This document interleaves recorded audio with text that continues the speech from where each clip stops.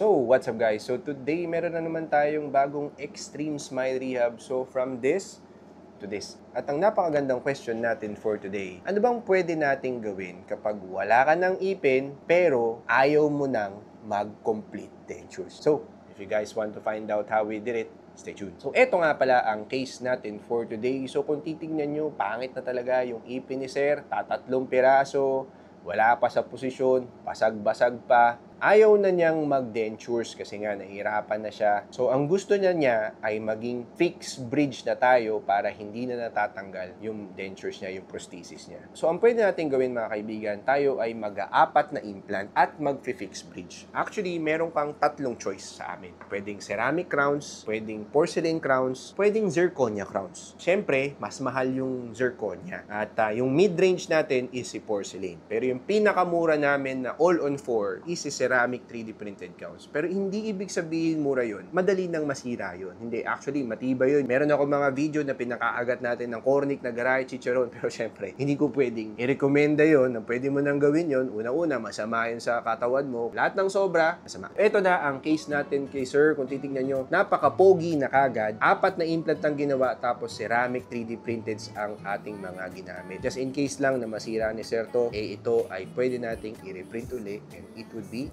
exactly the same. So para sa mga pasyente na gusto kong makausap, pwede tayong mag-online consultation. Kung malayo kayo, pwede kayong mag-actual consultation kung nandito na kasi Pilipinas. At kung takot ka sa dentista, pwede kang mag-AI diagnostic para sa dental. Ang gagawin mo lang is ida-download mo tong link na to, download mo yung app natin para makapag-check up ka using AI. Magkaroon ka lang ng idea kung ano yung pwedeng gawin sa bibig mo.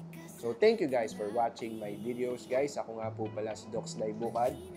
And goodbye. Sa bagong teknolohiya